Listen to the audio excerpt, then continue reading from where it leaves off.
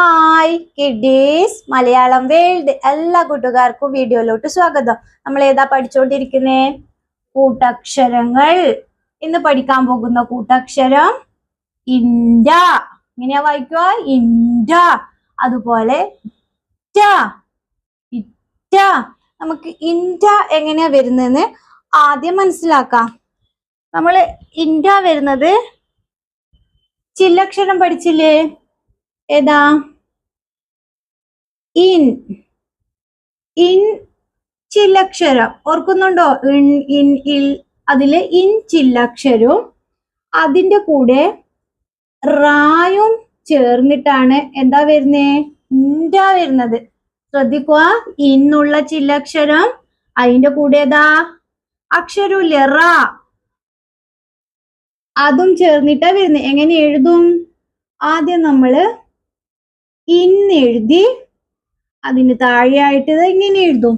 ഇൻഡ എങ്ങനെ എഴുതും? ഇങ്ങനെ വന്ന് ഇങ്ങനെ ഇൻചില്ലക്ഷരം അതിന്റെ കൂടെ താഴെ എന്തായിട്ട് എഴുതും? ഈ റായ അങ്ങോട്ട് എഴുതും. ഇൻഡ എങ്ങനെയാ വരുന്നത്? ഇന്നുള്ള ചില്ലക്ഷരവും അതിന്റെ കൂടെ റായും ചേർന്നിട്ട് എന്തായി കൂട്ടക്ഷരം ഇൻഡ കിട്ടി. എഴുതുന്ന മനസ്സിലായല്ലോ? ഇൻഡ. എന്താ വായിക്കുക? ഇൻഡ, ഇൻഡ. നമുക്ക് ഇൻഡ എങ്ങനെ എഴുതും? അപ്പോ എ ചിഹ്നു ഇൻഡ എടുത്ത് എഴുതുക. ഇങ്ങനെ എന്താ വായിക്കൂ? ഇൻഡേ, ഇൻഡേ വായിക്കും. എങ്ങനെ വായിക്കും? ഇൻഡേ എന്ന് തന്നെ വെച്ചു. എ ചിഹ്നു അതിന്റെ കൂടെ നമ്മള് ഇൻഡാന്ന് എടുത്ത് എഴുതി. അപ്പൊ എങ്ങനെ വായിക്കും? ഇൻഡേ. നമ്മളല്ല എന്റെ, അതിന്റെ അങ്ങനെ കിട്ടും. ദിവസം ഉപയോഗിക്കുന്ന വാക്കുകളല്ലേ എന്റെ, അതിന്റെ, അവന്റെ. അപ്പൊ എങ്ങനെ എഴുതും? ഇങ്ങനെ എഴുതും. എന്റെ. ഇത് ഇൻ പ്ലസ് റ, ഇൻഡ വന്നു. അതിന്റെ കൂടെ നമ്മൾ എ ചിഹ്നം ചേർത്തപ്പോ ഇന്ത്യന്നായി. ഓക്കെ, ഇന്ത്യന്നായി. നമുക്ക്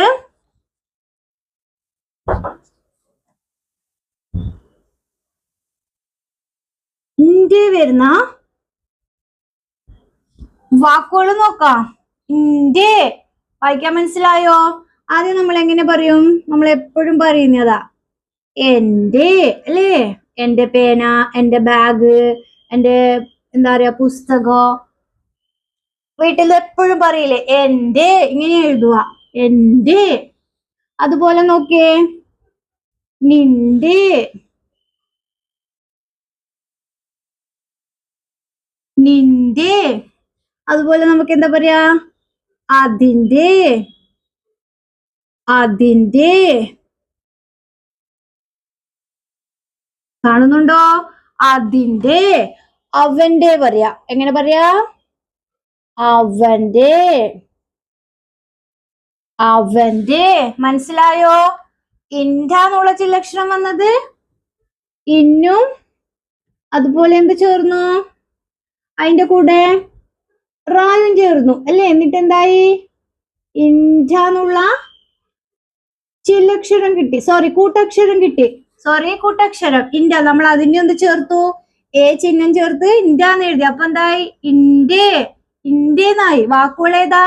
എന്റെ, നിന്റെ, അതിന്റെ, അവന്റെ.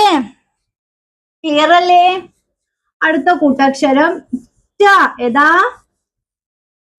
ഇറ്റ. ഇറ്റ എങ്ങനെ വരുന്നേ?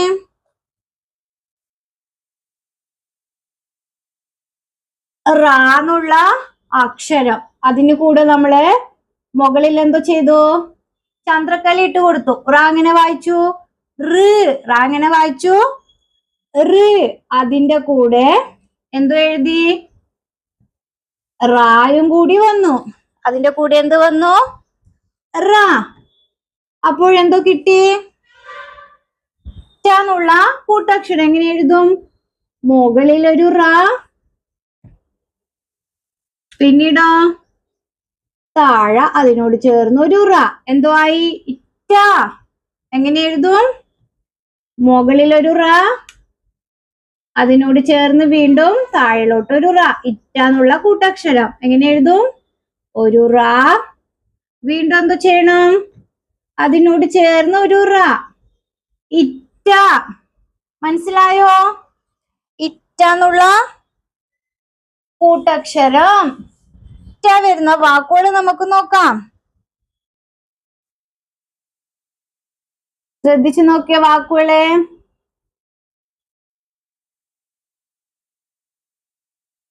കാറ്റ്. കാറ്റ്. വാക്കുകളേതാ? കാറ്റ്. അടുത്തൊരു വാക്ക് നോക്കിയേ. പാറ്റ. പാറ്റ. മുറ്റം. മുറ്റം. തെറ്റ്.